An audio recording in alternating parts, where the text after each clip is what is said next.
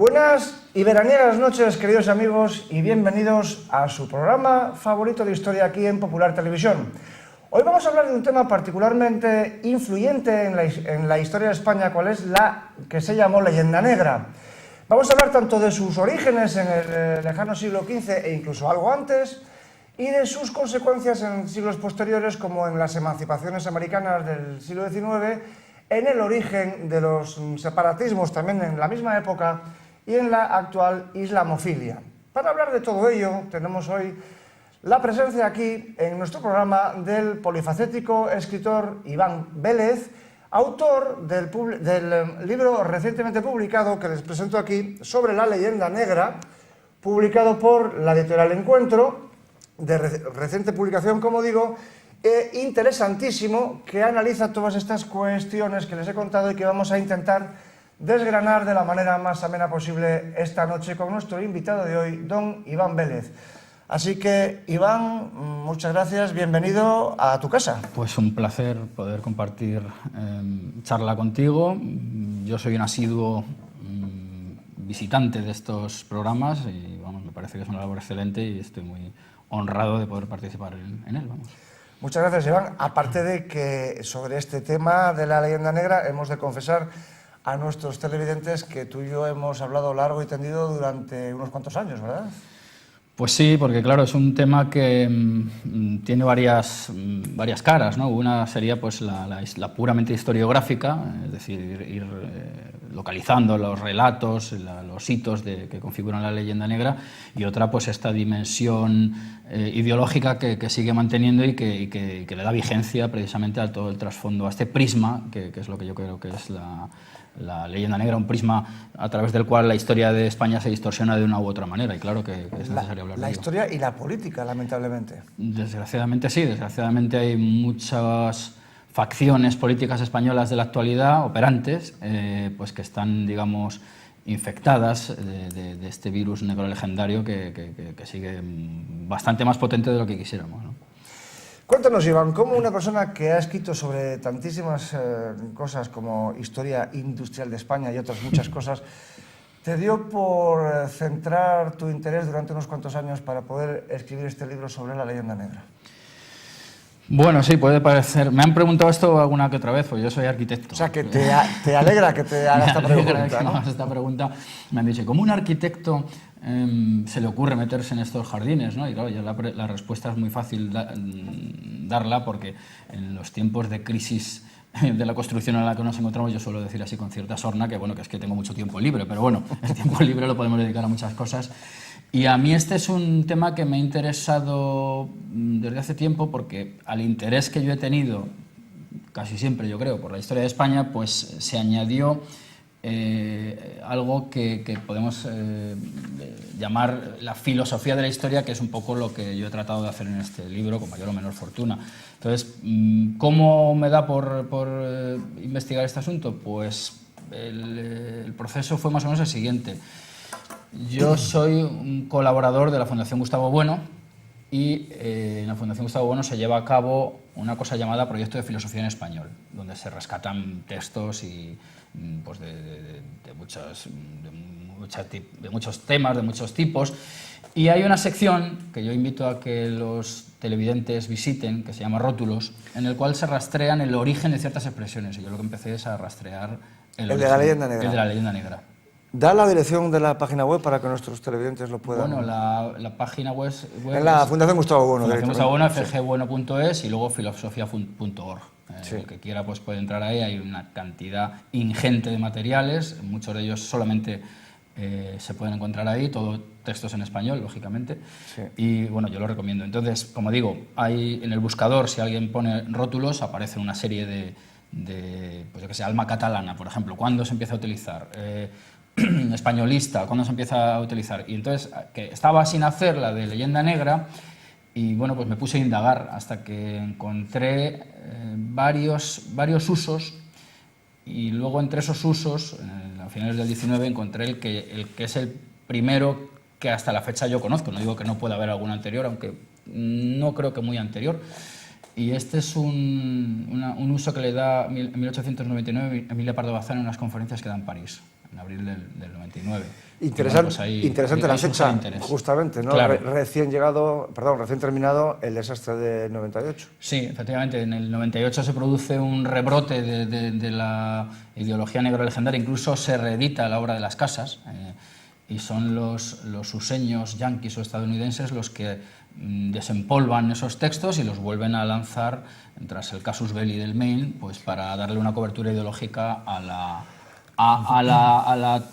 conquista de la perla del Caribe, que era una aspiración desde los tiempos de Jefferson. O sea, sí.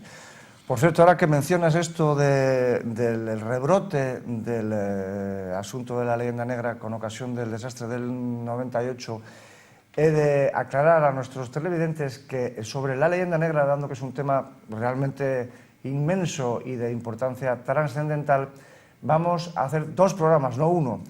Entonces, este primero de hoy lo vamos a dedicar a analizar el concepto de leyenda negra y a los orígenes de la leyenda negra, tanto, digamos, en su faceta inquisitorial como en su faceta americana. Es decir, en la época dorada, digamos, del Imperio Español y de la creación, por parte de los enemigos del Imperio Español, de la leyenda negra. Y en el programa siguiente, también con nuestro invitado de hoy, Iván Vélez, trataremos sobre las consecuencias que la leyenda negra tuvo en siglos posteriores, empezando por la autorización que de ello se hizo, de la hispanofobia, digamos, para legitimar el deseo de emancipación de las nacientes repúblicas hispanoamericanas en los años iniciales del siglo XIX. Posteriormente, como muy bien ha dicho Iván, el rebrote en el año 98, en concreto, como arma propagandística a favor de los yanquis en contra de la presencia española en América, y luego también de la gran influencia, enorme influencia que tuvo la leyenda negra en el nacimiento de los separatismos vasco y catalán, quizá más en el caso del catalán, aunque en ambos. Y finalmente también hablaremos de los últimos coletazos, digamos, de la mentalidad negro-legendaria, de la hispanofobia, que conducen, en primer lugar, a la islamofilia como reacción contra la cristianofobia, perdón, como consecuencia de la cristianofobia, y de los movimientos indigenistas que todavía siguen naciendo y desarrollándose en suelo americano. Hecha esta aclaración, Iván, vamos pues a hablar de la leyenda negra. Yo creo que quizás sería un pequeño homenaje que debemos al gran, no creador, pero sí por lo menos al gran sistematizador del concepto de leyenda negra, que fue Julián Juderías. Vamos a hablar un poco del libro que por cierto tengo aquí, del que luego hablaremos. Cuéntanos. Bueno, Julián Juderías gana un concurso que convoca, creo recordar, que la Ilustración española y americana, en el cual pues esto es interesante, porque si hemos dicho que en el 98-99 se acuña el término, no es que se acuñe, sino que se emplea ya con un sentido específico, porque sí que hay leyenda negra utilizado en español un poquito antes, pero en el sentido específico de leyenda negra antiespañola, con la crítica ideológica a todo lo que ha supuesto la obra española en Europa y en América, se acuña en el 99, pero en el 14 es cuando mozo de lenguas, Julián Juderías, que era un hombre muy viajado, muy leído, muy influenciado por Juan Valera, pues hace una serie de entregas que acaban dando lugar a este libro, La leyenda negra y la verdad histórica. Me parece que le falta el subtítulo en esta edición. Lo mostramos a nuestros televidentes por si les interesa. Julián Juderías, La leyenda negra, es el primer gran clásico sobre esta cuestión, escrito en 1914 por Julián Juderías. Hay una nueva edición reciente de la Junta de Castilla y León. Es un libro realmente magnífico y es un libro clave en la historiografía española del siglo XX y de todas las épocas. Sí, y es un libro donde, efectivamente, como decías tú, sistematiza, porque hay muchos materiales que están dispersos, muchos los emplea Emilia Pardo Bazán, que es una mujer que escribió muchísimo. Emilia Pardo Bazán es una escritora de primerísimo nivel. De hecho, la Sociedad de Conferencias de París, cuando la invita para que dé esa conferencia titulada La España de ayer y la de hoy, pues es la primera mujer que es invitada a hablar en ese salón parisino. Como digo, Emilia Pardo Bazán ya había tratado muchos temas clásicos de la leyenda negra. Por ejemplo, hay un gran análisis por entrega, sobre todo en el ABC, de los conquistadores españoles. En fin, es una mujer muy interesada en figuras como Cortés, como Pizarro, pero ciertamente Juderías lo que hace es sistematizarlo, porque no solamente trata aspectos más o menos puntuales, sino que efectivamente traba ese sistema, ese conjunto de temas entrelazados, entre los cuales pues aparecen algunos de los problemas más acuciantes que se han tenido a la hora de construir la leyenda. Por ejemplo, la imposibilidad del español para la ciencia es algo que él lo refuta con datos, pues, con un concepto de ciencia muy concreto. Era una querella que ya estaba sobre la mesa. Está el asunto americano perfectamente tratado, está el asunto inquisitorial también puesto sobre la mesa. En fin, efectivamente, Juderías es el gran sistematizador. Tengo que decir que muchos autores o muchos estudiosos de la leyenda negra, claro, el primer clásico al que se acude es al de Juderías. Otros piensan que el que acuña la expresión es Blasco Ibáñez. Y es cierto que Blasco Ibáñez, en unas conferencias que da en Buenos Aires en 1909, hay una de ellas titulada La leyenda negra. Ajá. Pero es que resulta que la potencia escritora, casi industrial, de Emilia Pardo Bazán hizo que esa conferencia que da en París en el 99 enseguida salte a la prensa internacional, la española entre ellas, y son muchos los que ya utilizan esa expresión. Claro. O sea que hay una serie de hitos, pero yo creo que el primer trazo así general lo da Juderías en Vamos a leer la definición que de leyenda negra dio Julián Juderías, porque es realmente magistral y así podemos, digamos, meternos en materia con un concepto claro, ¿no? Definió Julián Juderías a la leyenda negra como el ambiente creado por los relatos fantásticos que acerca de nuestra patria han visto la luz pública en todos los países. Las descripciones grotescas que se han hecho siempre del carácter de los españoles como individuos y colectividad, la negación, o por lo menos la ignorancia sistemática de cuanto es favorable y hermoso en las diversas manifestaciones de la cultura y del arte, las acusaciones que en todo tiempo se han lanzado sobre España, fundándose para ello en hechos exagerados, mal interpretados o falsos en su totalidad, y finalmente la afirmación contenida en libros al parecer respetables y verídicos y muchas veces reproducida, comentada y ampliada en la prensa extranjera, de que nuestra patria constituye desde el punto de vista de la tolerancia, de la cultura y del progreso político una excepción lamentable dentro del grupo de las naciones europeas. La verdad es que es una definición... Sí, está muy completa. Muy completa.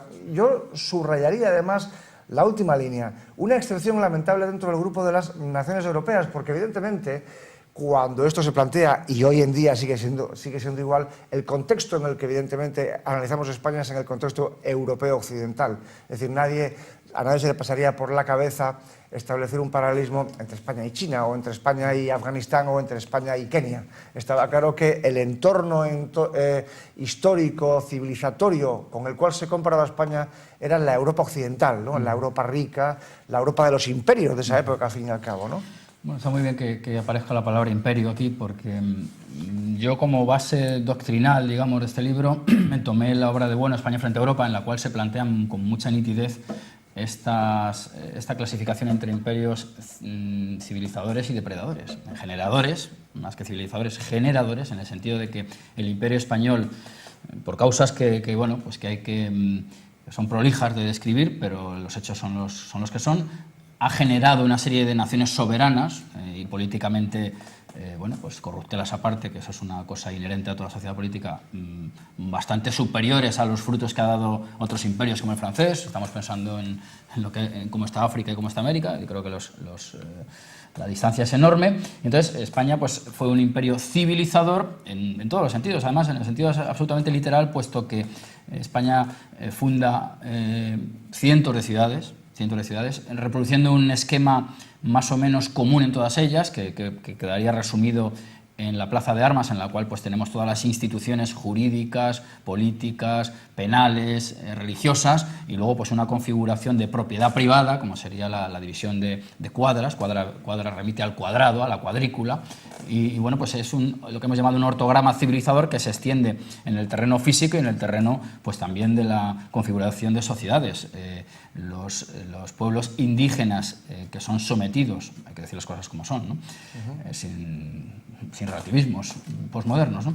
Los pueblos que son sometidos son luego posteriormente integrados en el grado de que las posibilidades marcan, evidentemente, no todo de una manera homogénea, eso es claro. Frente a este modelo o este ortograma generador, que luego da la posibilidad de la emancipación de unas sociedades ya maduras para ser soberanas, pues tenemos los imperios depredadores, de los cuales pues, son todos estos europeos con los cuales cotejaba Juderías el nivel o acusaba esas diferencias. Esos modelos depredadores cuyos nombres son muy fáciles de decir, es Holanda, es Inglaterra, es en gran parte Portugal con sus factorías, es decir, son modelos pues, que han dejado completamente al margen a las sociedades preexistentes, a las sociedades naturales previas a su llegada, que como mucho han tenido acuerdos con ciertos caciques o gente distinguida, pensemos en la India, por ejemplo, y que la obra que ha quedado por detrás pues, la podemos ascribir a compañías comerciales. Es decir, esta es la gran diferencia y yo creo que eso sirve para quitarse muchos complejos y para que esta traza que da Juderías pues, la veamos incluso como positiva, ¿no? Claro, no hay por qué homologarse de esa manera tan miope, ¿no? Vamos a ir dando pasos entonces en el tema y una vez definido lo que es el concepto de leyenda negra y definido el contexto político internacional en el cual se empieza, digamos, a hablar y a escribir sobre ella, que es finales del siglo XIX, vamos a los orígenes de la leyenda negra. Y curiosamente tenemos que hablar de Cataluña, ¿verdad? Pues sí, tenemos que hablar de Cataluña porque... Digo curiosamente, si me permites, o de Aragón. Y dicho con la peor de mis intenciones, porque precisamente una de las acusaciones que el catalanismo hizo desde el principio fue que la parte oscura, oscurantista, reaccionaria, impositiva, imperial, belicista, etcétera, de España era la España castellana, mientras que Cataluña se distinguía por lo contrario. Y sin embargo nos encontramos con que todos los eruditos que han estudiado la cuestión de la leyenda negra, la cuestión, para ser exactos, del nacimiento del sentimiento antiespañol, sí, tuvo origen precisamente en la expansión del reino de Aragón, llevado fundamentalmente sobre las olas, digamos, por los catalanes, antes del siglo XVI. Cuéntanos. Sí, sí. Bueno, pues sí, la verdad es que la expansión mediterránea, que es llevada a cabo por la Corona de Aragón, claro, es que aquí hay un juego muy interesado, porque cuando interesa por parte de los catalanistas, no de los catalanes, no hay que distinguir claramente. Está claro. No tiene nada que ver un catalanista con un catalán, no tienen por qué identificarse en nada, ¿no? Desde mi punto de vista son la antítesis. Bueno, lo son, claro. Vamos a ver, la expansión mediterránea del Imperio de Aragón, y digo que es curioso porque cuando se trata de cargar con las culpas se le endosa a Aragón, pero cuando se trata de intentar recoger los frutos, pues es una empresa catalana, ¿verdad? Bueno, pues se producen por parte de los almogávares, almogávares que por cierto es una palabra que no hay que circunscribir solo a Cataluña, porque era una especie de partidas bandoleriles o mercenarios, ¿verdad? Que actuaban en varios puntos de la España medieval, vamos a dejarlo ahí, ¿no? Y sí que es cierto que los grandes excesos que se cometen en Bizancio y sobre todo en Italia dan origen a ya un sentimiento de rechazo. Como sistematizador o persona que ha defendido esta tesis de que el origen brota en la Italia, en la cual los primeros pies españoles que pisan son los catalanes o barra aragoneses, es un sueco llamado Sverker Arnoldsson. Es un señor que en el año 60 publica un libro en el cual pues, detecta ya algunas de las constantes de la leyenda negra, de las acusaciones que desde la parte italiana se lanza a los españoles. Curiosamente, en el Mediterráneo oriental la palabra catalán se usa como insulto desde el siglo XIV. No es una cuestión reciente. Por ejemplo, en la lengua albana, catalán significa monstruo, y en la búlgara, desalmado. Es decir, el catalán viene a ser algo así como el coco, con el que se asusta a los niños, o como el Duque de Alba, con el que se asusta a los niños holandeses, ¿no? Y en la gran literatura italiana nos encontramos con ecos anticatalanes tan notorios como la avara pobreza de los catalanes que decía Dante, la vil estirpe de mercenarios y traidores, nada más y nada menos, que escribió Petrarca. Y hay un cronista del siglo XV, Giovanni Villani, que escribió que Pedro III el Grande de Aragón era, abro comillas, valiente y de gran corazón, pero como catalán de naturaleza felona. La verdad es que son palabras realmente contundentes que está claro que reflejan una catalanofobia que finalmente se acabaría, como es lógico, convirtiendo en hispanofobia. En catalán, que por cierto significa castellano. También está bien decir eso porque, en fin, pues, que además da muchas pistas el hecho de que signifique lo mismo, porque se trata de una especie de reinos que van avanzando como por oleadas y que van determinando ciertas líneas defendidas lógicamente por castillos. Porque hay lo de castellanos, catalán y castellano en español.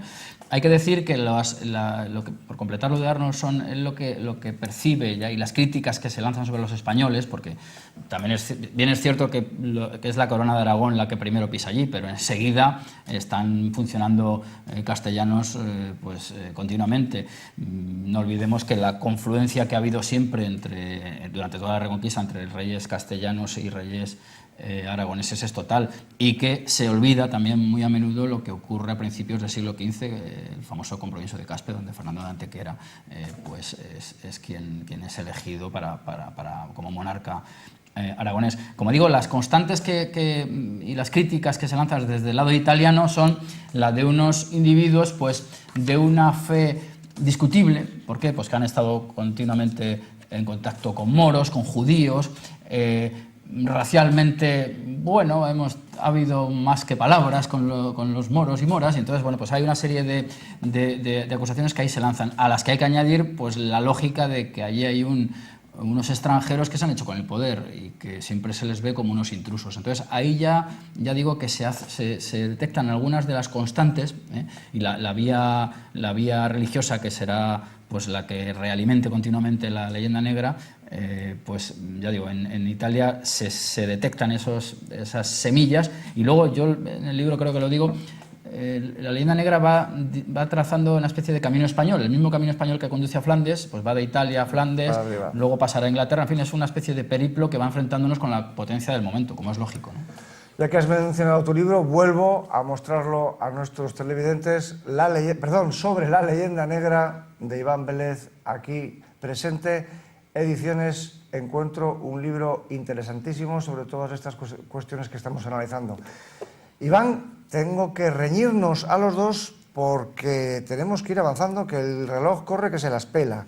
Así que vamos a dar un salto, como has dicho muy bien, siguiendo el camino español, pasamos los Alpes y nos vamos hacia el norte, porque digamos que el momento clave en el que cuaja ya, digamos, la leyenda negra, no la leyenda negra, la creación del sentimiento anti-español, que después se llamaría leyenda negra, es el siglo XVI, evidentemente, sí, claro.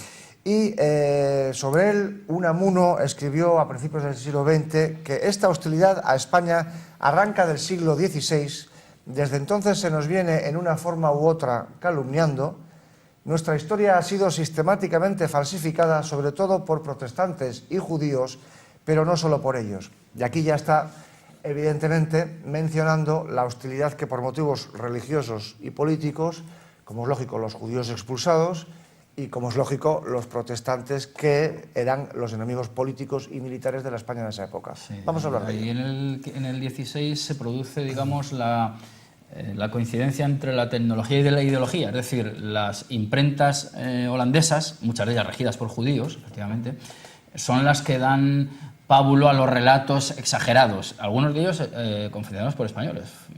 Fray Bartolomé Las Casas con la brevísima, es el que les da el mayor arsenal. En la dimensión americana, pero no olvidemos que hay otra dimensión europea muy importante que no se nos debe olvidar. El saco de Roma es un argumento continuamente lanzado contra los españoles para demostrar su barbarie, aun cuando en ese saqueo de Roma no solamente eran españoles los que entraron en Roma, eran alemanes también. Los soldados imperiales, claro, eran los ejércitos imperiales de Carlos V. Carlos V, además, voy a ir todo deprisa que pueda, ¿no? Sí. Sobre él pues pesaba la sospecha de que pudiera llegar a alcanzar una especie de dominio universal, y era el miedo que había tanto en la esfera política como en la religiosa, una especie de cesaropapismo. Eso es un problema que está sobre la mesa y que da pie pues, a esta especie de cristalización de nuevas alianzas antiespañoles con el trasfondo protestante de por medio. Y bueno, pues todos estos componentes se están cristalizando en el siglo XVI. Contra el saqueo de Roma, o sea, contra la versión del saqueo de Roma como un exceso únicamente español, se alzará un personaje interesantísimo, Gonzalo Jiménez de Quesada, que escribe una obra llamada El Antijobio, porque es una obra que lanza contra el obispo de Nochera, un obispo italiano que había cargado las tintas, nunca mejor dicho, contra lo que habían hecho los españoles en Roma. Pero insisto, ahí confluye todo, confluye el éxito que está teniendo los españoles en Italia en las campañas de Flandes, todo ese continente nuevo, ese nuevo mundo dejado de la mano de Dios, que de hecho es España a quien se le da la responsabilidad de cristianizarlo, y ahí pues ya digo que es cuando se amplifica todo lo que más o menos estaba latente, ¿no? Vamos a saltar, lamentablemente, sobre la trascendental figura que acabas de mencionar de Felipe II, pero yo creo que no podemos no dejar de tratar con cierto detenimiento. Cuando digo cierto detenimiento son 3 o 4 minutos, porque no tenemos para más, la Inquisición, porque evidentemente sobre ella ha recaído la mayor parte de la culpa de la mala imagen de España, ¿no? Así que vamos a hablar un poco, digamos, de la leyenda negra inquisitorial. Pues sí, la verdad que la leyenda negra inquisitorial es uno de los aspectos más potentes de esta leyenda, ¿verdad? ¿Por qué? Pues porque la Inquisición tiene una imagen absolutamente impactante, ¿no? Yo el capítulo lo empiezo con El pozo y el péndulo, el famoso relato de Allan Poe, que de la Inquisición probablemente sabía poquísimo, ¿verdad? No tenía ni idea. Las brumas del alcohol poco podría saber. En el relato, ¿no? Lo es, sí. Pero sí, es así, ¿no? El de Baltimore era un hombre de trago largo. Y bueno, pues vamos a ver, la Inquisición, hay 2 tipos de Inquisiciones, bueno, no vamos a perdernos en ello, pero bueno, digamos que la implantación en España, que se le venía reclamando desde fuera, ¿no?, es tardía, aun cuando también hay que decir que la eclesiástica donde primero se implanta es Aragón. Pero bueno, sí.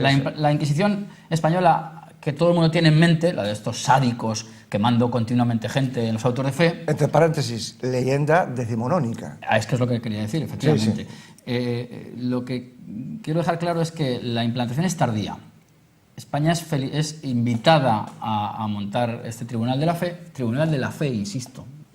Estamos viendo quiénes son aquellos malos cristianos. No estamos juzgando a quienes no lo son, sino a aquellos que son judaizantes, por ejemplo, son los que, o protestantes, eran los 2 grandes grupos que podían verse amenazados por los autos de fe.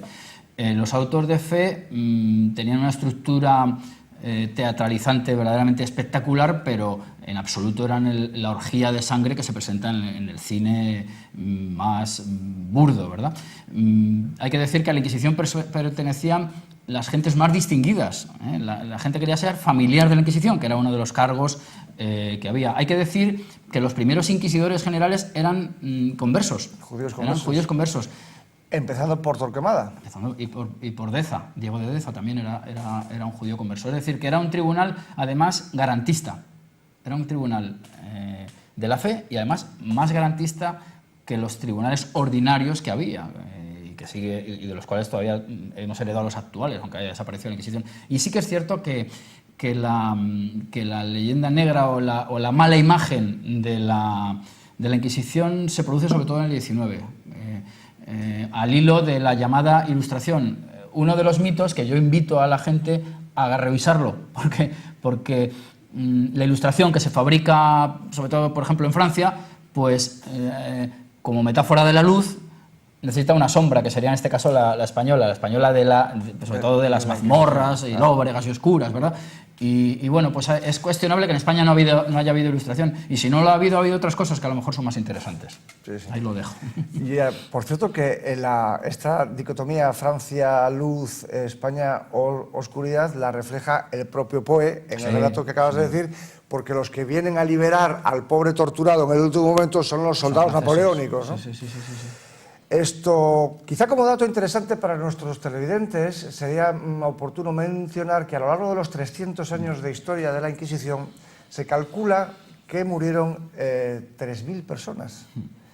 Todo el mundo cree que fue una especie de orgía de sangre, pero si pensamos a pensar que 3.000 personas fueron los ejecutados en 300 y pico años, la mayoría de los cuales, por cierto, en la época de Torquemada, en la época, digamos, de la gran limpieza que tuvo que hacer de los judaizantes, de los falsos conversos, en los años de alrededor de la expulsión, pues nos damos cuenta de que es de risa si lo comparamos con los 30.000 muertos en una sola noche, de la noche de San Bartolomé, ¿no? Es decir, 10 veces más en Francia por motivos religiosos en una noche que en 300 años de Inquisición. Y otro dato importante en una televisión católica como la que estamos.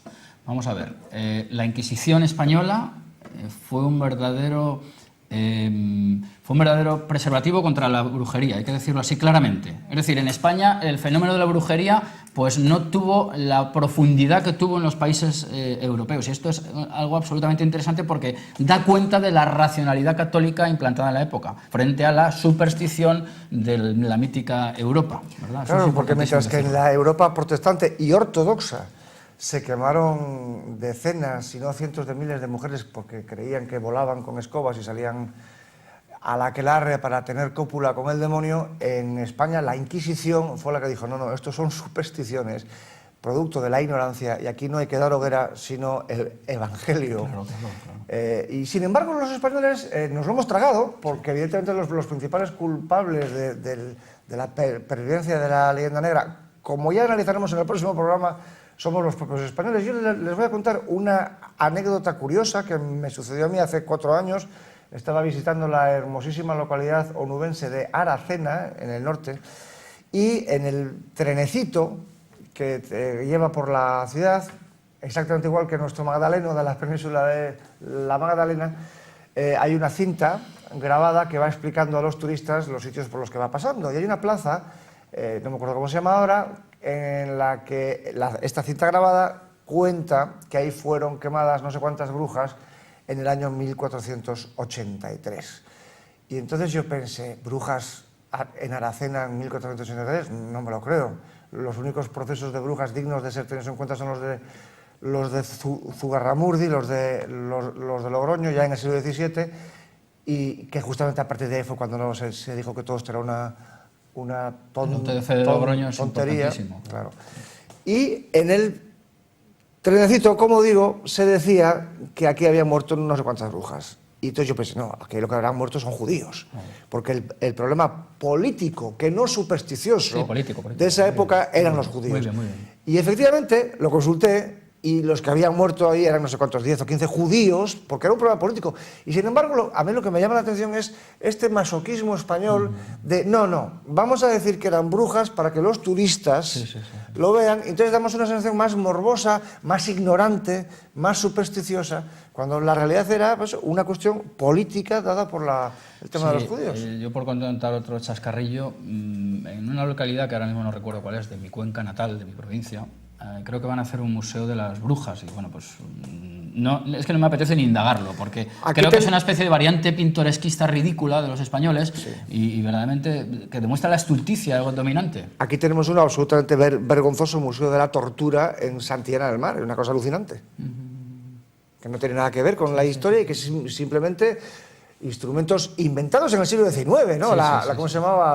La doncella, el sarcófago que se cierra sobre sí misma. Unas tonterías absolutas, ¿no? Eso es más propio de un grupo heavy, ¿verdad? Sí. Que de un historiador. Que de un historiador. Vamos a dar otro paso porque el reloj siempre va a velocidad de ventilador, querido Iván. Vamos a dar el salto a América y la leyenda americana y, por supuesto, la figura central de Fray Bartolomé de las Casas. Pues sí, es la figura central. Es figura central en 2 momentos importantes. En el 16, en el cual pues, se amplifica continuamente por medio de la tecnología, como decíamos antes, de las imprentas y de los grabados de gente como Teodoro de Brie. Eso es fundamental. Estamos dándonos cuenta que son sociedades alfabetizadas en parte, ¿no? Ya sabemos que los protestantes, como son tienen el libro, pues son más lectores, los católicos tienen más el púlpito, el oído, pero la vista la tienen los dos, y efectivamente los grabados de Debris son importantísimos a la hora de bueno, pues amplificar las ideas que está ahí señalando. Ideas, porque no son hechos, así de claro hay que decirlo. Bartolomé Las Casas es un exagerado, y hay que decir que creo que fue Motolinía, el pobre, Motolinía es el pobre en náhuatl, y eso demuestra que no podía tener ningunos intereses en el siglo, digamos. Se dio cuenta de que obras como las de Las Casas eran una munición extraordinaria para los enemigos, no solo él, sino más personas también dentro de la Iglesia. Hay que ver también que la Iglesia tenía órdenes enfrentadas. El fenómeno es mucho más complejo de lo que pueda parecer, pero desde luego el que da toda la munición a los protestantes, a los herejes protestantes, es Las Casas. Pero es que luego resulta que Las Casas es retomado por figuras como Bolívar. Y Las Casas es... Fijémonos en la sutileza y en el trasfondo que tiene la cuestión, es llamado el apóstol de las Indias, el apóstol de las Américas, y claro, es en el que se basan. Nosotros éramos ya unas sociedades, ha habido un paréntesis, el español lo cerramos, y cerramos esta época de oprobio, de la cual el primer descriptor sería Las Casas. Las Casas es fundamental.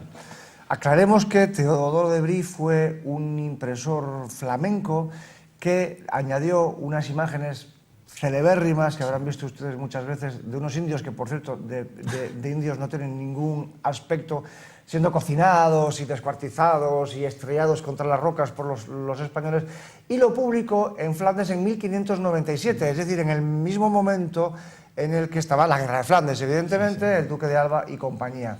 Es decir, se utilizó como munición contra los españoles, y esas mismas imágenes de Teodoro de Bry, como ya comentaremos en el próximo programa, también se volvieron a utilizar en la reedición que se hizo en Nueva York precisamente, qué casualidad, en 1898. No nos vayamos de América sin mencionar en qué consistió la controversia de Valladolid, porque esto es esencial precisamente para destrozar la leyenda negra americana. Claro, es esencial, es un tema complejo. Yo voy a recomendar un libro para el que quiera ahondar más, de Pedro Insua, titulado Hermes Católico, que se hace vamos, yo me he basado en él, hay que decir las cosas como son, revelar las fuentes, por supuesto. Bueno, lo que ocurre es lo siguiente: ante las alarmas que provocan el sermón del cura Montesinos, previo a Las Casas, y la obra de Las Casas, al emperador se le traslada la idea de que se va a condenar porque está cometiendo en su nombre se están cometiendo enormes atrocidades en América. Bueno, no hablemos de cifras porque ya es delirante, hablan de millones y millones, cuando claro, los estudios poblacionales pues dicen que es imposible que hubiera tal cantidad de gente allí. Pero bueno, la cuestión es la siguiente: ¿se debe o no continuar con la empresa americana? Empresa americana que implica todo lo que ya sabemos. Pues se da un hecho inaudito en el Imperio Español, y es el parón que supone... un hecho inaudito en la historia del mundo. Del mundo, sí, efectivamente. Se para la conquista y entonces se enfrentan dos posturas, la de Sepúlveda, Ginés de Sepúlveda, y Las Casas. Hay que decir que, aunque aparentemente quien gana, y para el vulgo, digamos, el que ha ganado es Las Casas, quien gana es Sepúlveda, porque la conquista continúa. ¿Y por qué continúa? Pues porque se da ya una doctrina de la guerra justa que la elabora Sepúlveda. Voy a decir también un asunto que creo que es interesantísimo de saber, y ya digo que remito al que quiera que lo estudie más en profundidad porque el tiempo no nos lo permite. Ginés de Sepúlveda conoció a Hernán Cortés, aparentemente lo conoció, en Valladolid. Es decir, que tuvo datos de primera mano de un Hernán Cortés cuya conquista, que celebraremos el día 13 de agosto, como todos los años, el día de San Hipólito, solo pudo ser posible mediante la alianza con naciones indígenas oprimidas por otras, dominantes. Es decir, que quien contaba con los crudos datos era Sepúlveda, y es quien dicta los justos títulos, la doctrina de justos títulos, que permite pues seguir avanzando en la conquista civilizatoria de aquellos territorios, y la cristianización, por supuesto, de los... Lo extraordinario de la discusión entre Las Casas y Sepúlveda fue que es el único caso en el que una potencia imperialista se cuestiona su derecho a hacerlo. Es decir, los ingleses ni por supuesto los franceses, ni ningún otro pueblo que haya conquistado otros continentes, jamás se ha replanteado su legitimidad. Y añadiría una cosa más para cerrar este capítulo. Frente a estas acusaciones de la España oscurantista, pues hay que decir que lo que se está poniendo en tela de juicio en Valladolid son visiones aristotélicas o tomistas del mundo. Y eso es el último grito, digamos, de la filosofía del momento en el siglo XVI. O sea, que eso que lo tengamos en cuenta, que no creamos que solamente los librepensadores franceses son los que han aportado cosas, han aportado más bien poco. Vamos a leer dos parrafitos, vamos terminando el tiempo ya. Para cerrar la cuestión de la leyenda negra americana, voy a leerles unos pocos párrafos. Por ejemplo, una instrucción de los Reyes Católicos de 1501, diciendo al gobernador de las Indias: otros sí procuraréis como los indios sean bien tratados, puedan andar seguramente por toda la tierra, en ninguno los faga fuerza, ni los roben, ni fagan otro mal ni daño. Y la real provisión de la reina Isabel, de 1503, 2 años después: mando a vos, gobernador, que fagáis pagar a cada uno el día que trabajare, el jornal de mantenimiento que según la calidad de la tierra y de la persona y del oficio vos pareciere que debiere haber, lo cual hagan y cumplan como personas libres, como lo son, e non como siervos. Faced que sean bien tratados, e los que dellos fueren cristianos mejor que los otros, e non consintáis nin deis lugar que ninguna persona les haga mal ni daño, ni otro desaguisado alguno. En las leyes nuevas de Indias, el 20 de noviembre de 1542, estudiadas con Carlos I, con el emperador, encargamos y mandamos a los de dicho nuestro Consejo de las Indias tengan siempre muy gran atención y especial cuidado, sobre todo de la conservación y buen gobierno y tratamiento de los dichos indios. Mandamos que se informen siempre de los excesos y malos tratamientos que les son o fueren fechos por los gobernadores o personas particulares. Y luego, finalmente, la Real Cédula de Felipe II de 1593, es decir, un siglo después de los Reyes Católicos, diciendo el rey Felipe II, el gran monstruo: yo he sido informado de que los delitos que los españoles cometen contra los indios no se castigan con el rigor que se hacen en los de unos españoles con otros. Os mando que de aquí en adelante castiguéis con mayor rigor a los españoles que injuriaren, ofendieren o maltrataren a los indios, que si los mismos delitos se cometiesen contra los españoles.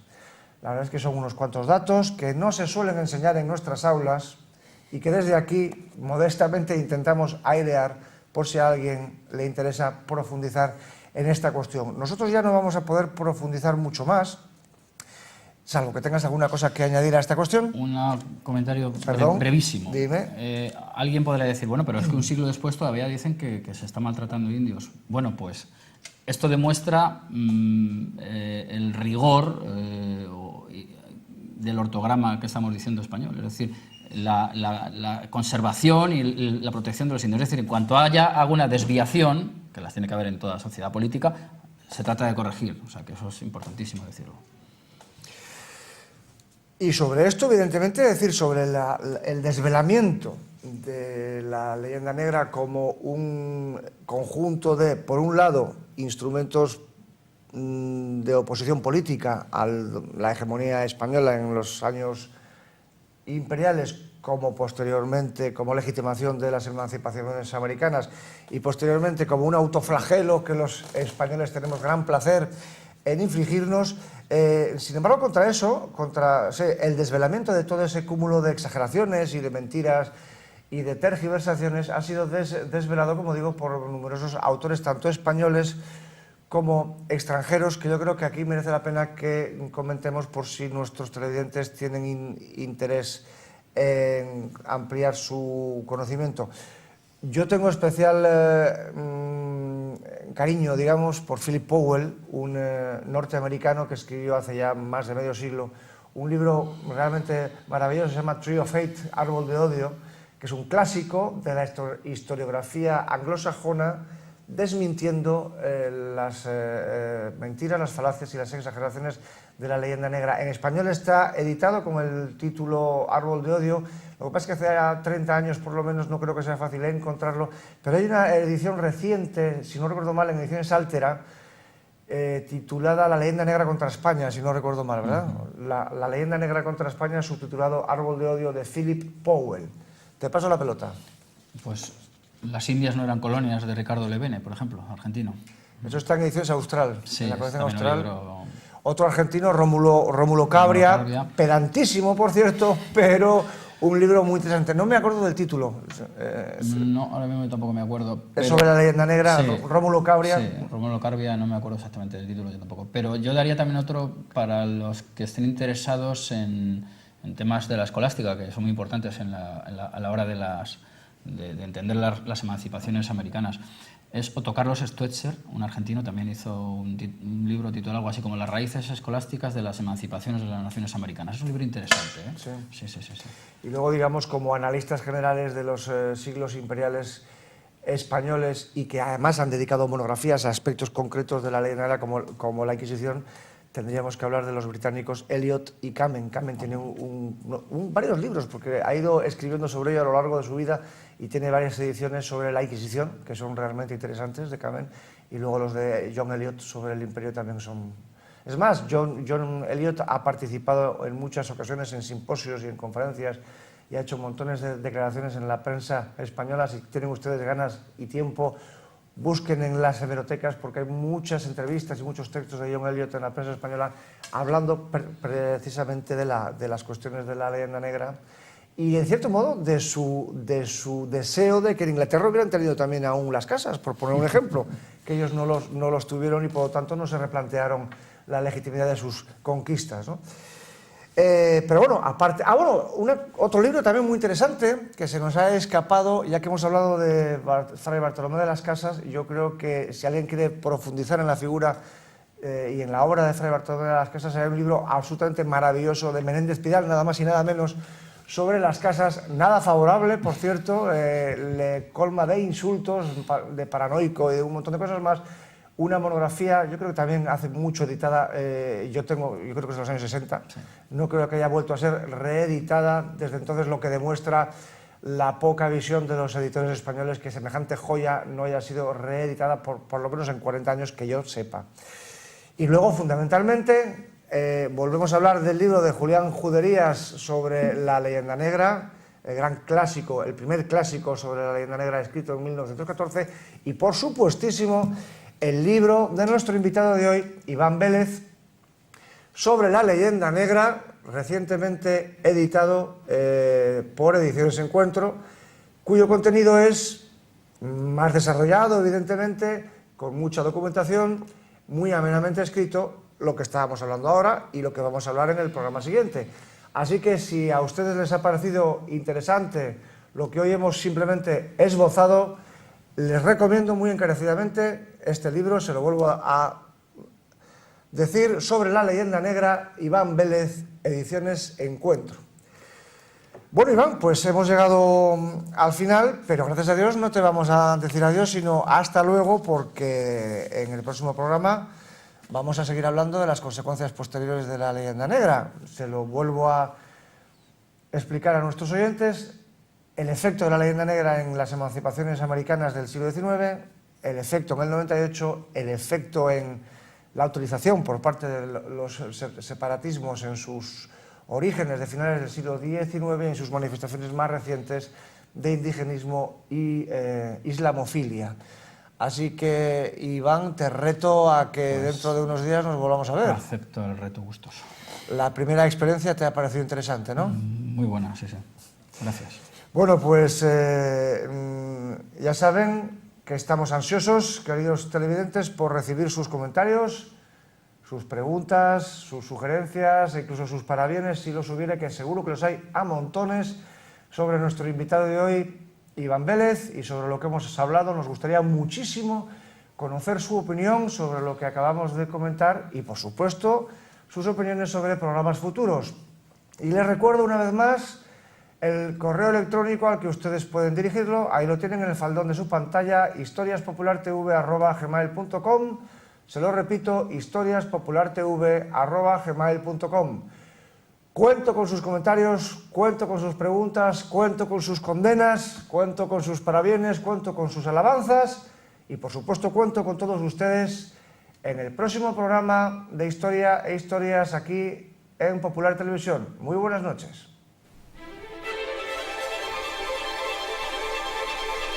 Adiós.